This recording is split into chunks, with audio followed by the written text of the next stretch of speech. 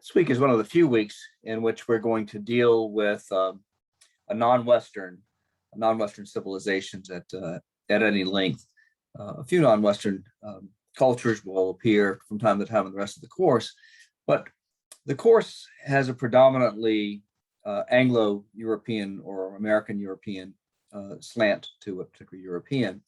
And I wanted to spend a few minutes talking about this, why it is, and why potentially it might be really problematic. But, so I put together this presentation for you. It's the first time I've ever done it, and I hope it works out okay. We'll find out. So.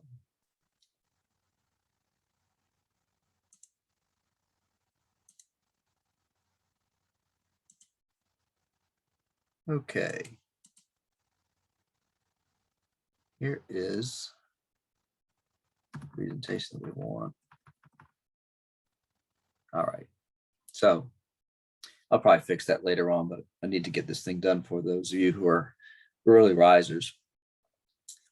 Here are the terms for this lecture, which I'm calling the West versus the Rest, ? It's a real question, a real issue still in military history. These are the terms that I want you to know.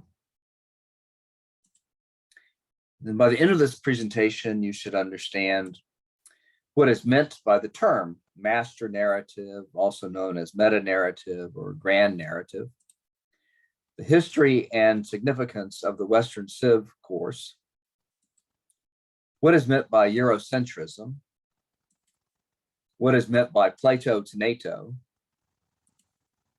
the influence of Edward Said and his 1978 book, Orientalism, the development of world history as an academic field, and the struggle to shift the field of military history from a Euro-American to a world history orientation.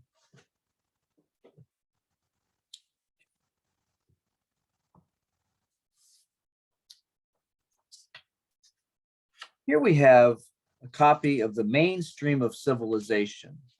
And it's the textbook I used in the very first course I taught here at Ohio State. I was still a graduate student, but I had finished my general examinations for the PhD, and they turned me loose in a classroom with about 40 undergraduates. The class met at 8 o'clock in the morning. We graduate students called that first classroom slot, first time slot, as we call it, dawn patrol. And this textbook was recommended to me by one of my former advisors, Williamson Murray, who had been trained at Yale, and one of the authors of this textbook had been his advisor at Yale, and another one had been a fellow graduate student at Yale who was now, like Professor Murray, a professor at another university. But think about that. The title of this textbook for a moment, The Mainstream of Civilization. And what it was really about was Western civilization. It was basically European history, but unabashedly it was called the mainstream of civilization, not the mainstream of European civilization, but the mainstream of civilization, period. And this implied that other civilizations, Chinese civilization, African civilizations, and so on, all the way around the world, were sort of outside the mainstream. And when Professor Murray suggested that I adopt this textbook, I adopted it because actually I had been asked rather late in the game to teach this Western civilization course. I wasn't trained to do European history, really. I was trained to do military history. My second field was American history. I expected to work mostly in American history. But I've done a minor field, a third field in early modern Europe. And the chair of the undergraduate teaching committee needed somebody to teach Western Civ. And so I got stuck with it. And it's the only time I have ever taught the course. So I developed all these lectures for it and used them one time and one time only. But this Western civilization course was actually in a grand tradition that had begun in the early 1900s with the creation of a course at Columbia College, now Columbia University, called Introduction to Contemporary Civilization.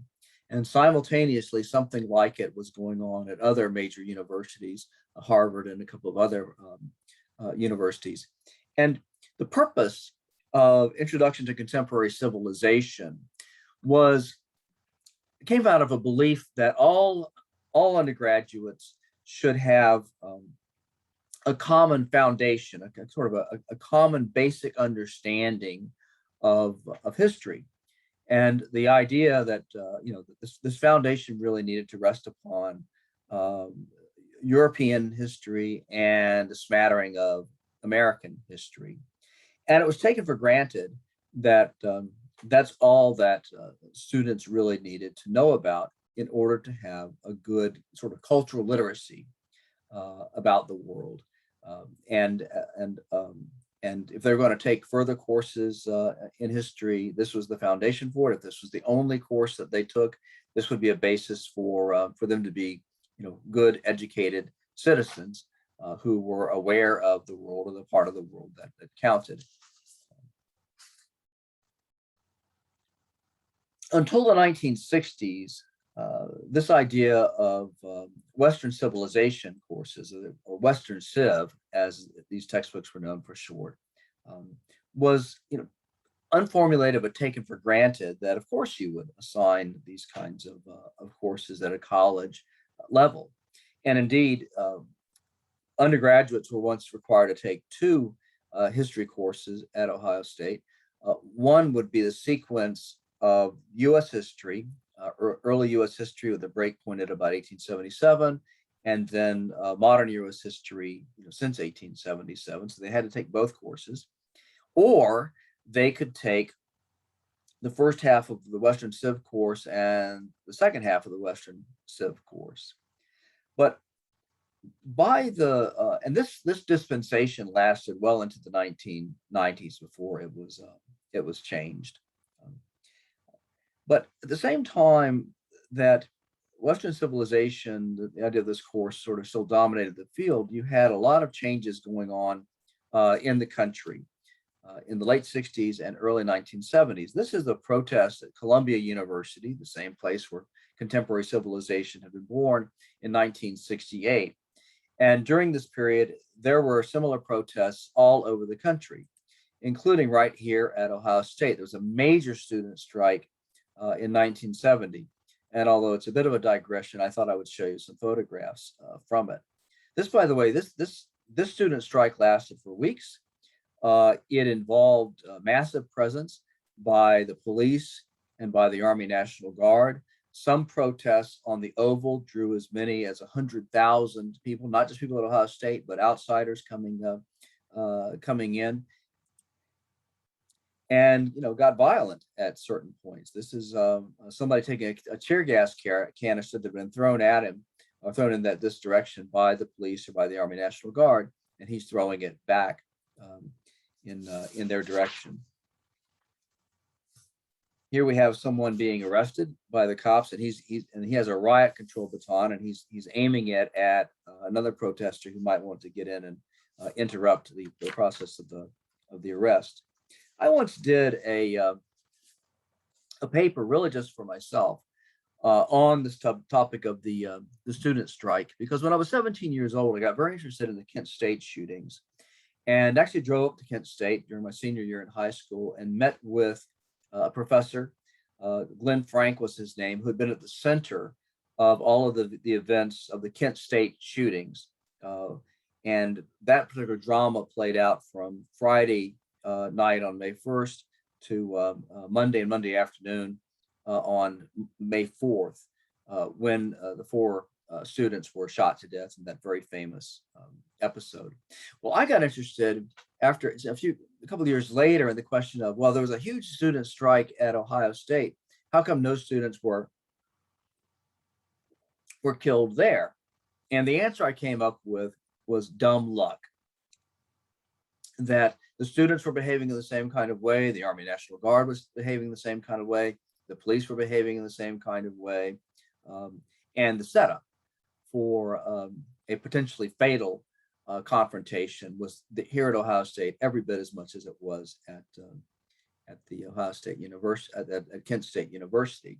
But out of this ferment that focused to some extent or considerable extent on the Vietnam War, there were also protests, and this student strike was designed to highlight this. A student strike aimed at saying, hey, there's no African American history being taught on this campus. There's no African American studies. There's no women's studies. European civilization is privileged to the exclusion of other parts of the world. And this all has to change. And it wasn't just at Ohio State, of course, that these questions were being asked and answers were being demanded in the form of, we need to have an African American studies program. We need to have a women's studies program. We need to broaden our horizons and look at the wider world, and not in little pieces of it, Japanese history there and so forth, but to look at the whole world in global perspective, because otherwise we're just going to continue to perpetuate this emphasis on Western civilization as being the mainstream of civilization. And one of the major figures in this movement globally was a Palestinian American professor named Edward Said, who in 1978 published an enormously influential book called Orientalism. And so what I'm going to do is I'm going to pause here, and I'd like you to watch the video talking about Edward Said and Orientalism, and then I'll pick up this story on the other side.